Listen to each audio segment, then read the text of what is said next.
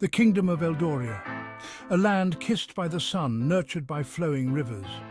Mountains stood tall, guarding its borders. Within their embrace, life flourished. Fields of gold, ripe with harvest, sparkling rivers teeming with fish. Eldoria was prosperous, its people content. They owed their happiness to their king, Cedric. Cedric, they called him the Just. He ruled with wisdom, his heart full of love for his people. Under his reign, Eldoria knew peace. It knew prosperity. It knew happiness. For generations, the people of Eldoria had lived without fear. They believed their good fortune would last forever. News came from beyond the mountains, whispers of a gathering storm, a horde of barbarians, their eyes set on Eldoria's riches, their hearts cold and ruthless. Fear seeped into the hearts of the people, a silent dread. King Cedric, their protector, their shield, would surely know what to do. We must act swiftly. The threat is real, the danger imminent. Cedric, upon hearing the news, felt a knot of worry twist in his gut. He, who had only known peace, now faced the spectre of war. He summoned his advisors, their faces etched with concern. The council chamber, usually abuzz with discussions of prosperity and growth, was heavy with apprehension. The air crackled with tension, every word uttered carrying the weight of the impending crisis. Your Highness, the reports from our scouts are troubling. Cedric, his brow creased with worry, listened intently to the reports of his scouts. The news was grim. The barbarian horde was vast, their numbers swelling with each passing day. They were battle-hardened, their hunger for conquest insatiable. We must raise an army, a force capable of repelling the invaders, but this requires resources, gold, weapons, supplies. Cedric knew he had to act decisively to protect his people, his beloved Eldoria. There was only one solution. Cedric, with a heavy heart, made the difficult decision. He would raise an army, a force capable of repelling the invaders. But an army needed gold, weapons and supplies, resources that could only come from one source, his people. A grand assembly was called. The townspeople gathered, their faces etched with worry. Cedric stood before them, his gaze steady, his voice firm. My people, I must ask you to bear a heavy burden. To protect our lives, our homes, our very existence, we must increase taxes. He announced the increase in taxes, a necessary burden to protect their lives, their homes, their very existence. The initial shock gave way to murmurs. The weight of the increased taxes, though necessary, was heavy. People struggled, their once comfortable lives becoming a struggle. The joy that once filled the marketplace was replaced by hushed whispers of discontent. The burden fell heaviest on the poorest of Eldoria. Farmers who once took pride in their overflowing harvests now struggled to feed their families. Blacksmiths who once crafted tools for progress now poured their skills into weapons of war. Resentment began to simmer, a bitter brew of hardship and uncertainty. How are we to survive under such heavy taxes? Our children go hungry, our fields lie barren. In the taverns and marketplaces, whispers of dissent began to rise above the clinking of mugs and the bartering of goods. People, once content under Cedric's rule, began to question his judgment. The seeds of doubt sown by hardship began to take root. The love for their king, once unwavering, began to waver. Section 5. The hammer falls. The king's advisors, men of experience and wisdom, saw the growing discontent. They urged Cedric to reconsider, to find another way. Your Majesty, the people are suffering. They are starting to question your rule. But Cedric, blinded by the looming threat, refused to listen. He believed he was doing what was necessary. He was protecting his people, even if they didn't understand. He was their king, their protector. He would not be swayed by the whispers of dissent. He would not be deterred from his duty. I will not be swayed by the whispers of dissent. I will not be deterred from my duty. Tax collectors fanned out across the kingdom, their presence a constant reminder of the growing burden.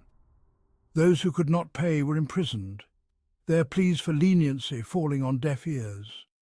The hammer of Cedric's will had fallen, crushing the spirit of his people. The whispers of discontent grew louder, fueled by anger and despair. Section 6. A seed of rebellion.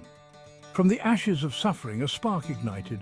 A young blacksmith, a man named Aldred, known for his strength and his empathy, refused to pay the exorbitant taxes. He had seen the plight of his fellow villagers, the despair in their eyes. He had heard their cries for help, their pleas for justice. Aldred's defiance was a beacon of hope, a rallying cry against oppression. People flocked to his side, drawn to his courage, his compassion. They were tired of suffering, tired of being ignored. They were ready to fight for their rights, for their dignity. The whispers of dissent transformed into a roar. What began as a flicker of rebellion in a small village quickly spread throughout Eldoria. From the mountains to the valleys, people rose up in defiance. The seed of rebellion sown by Cedric's actions had taken root, and it was growing stronger by the day. Section 7. The Lion of Eldoria. Aldred, thrust into the role of a leader, rose to the challenge. He was no longer just a blacksmith, he was the voice of the oppressed, the champion of the downtrodden. They called him the Lion of Eldoria, his roar shaking the very foundations of Cedric's rule. Word of the rebellion reached Cedric, shattering his illusion of control. He realized, with a mix of anger and disbelief, that the people he swore to protect had turned against him. He, who had always been loved, was now feared, despised.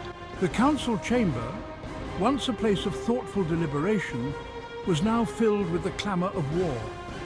Cedric, his face hardened by betrayal, rallied his loyal forces, determined to crush the rebellion, to bring his people back under his control.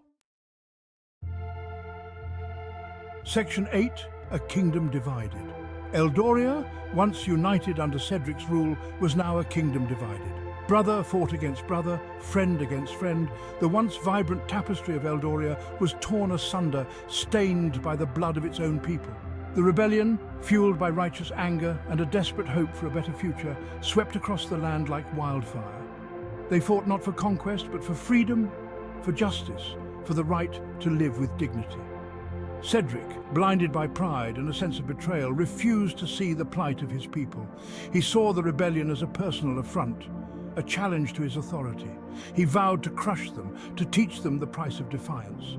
He would make them love him again, even if it meant ruling through fear. Section 9. The Price of Freedom. The final battle took place on the very fields that once nourished Eldoria's prosperity. The air was thick with the stench of blood and the smoke of burning villages. Both sides fought with the ferocity of cornered animals, their desperation fueling their every blow. Cedric, clad in his battle armor, led his forces with a cold fury. He fought like a man possessed, his every strike aimed at crushing the rebellion, at reclaiming what he believed was rightfully his. Aldred, wielding his blacksmith's hammer like a weapon of legend, met Cedric's fury with unwavering resolve. He fought for the people, for their freedom, for the future of Eldoria.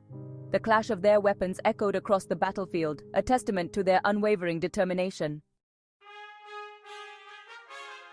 Section 10. A New Dawn. The battle raged for hours, the outcome hanging precariously in the balance. But as the sun began to set, casting long shadows across the blood-soaked fields, it became clear that the tide had turned. The rebels, inspired by Aldred's courage and Cedric's tyranny, fought with the strength of 10. Cedric, wounded and weary, watched in disbelief as his forces crumbled around him.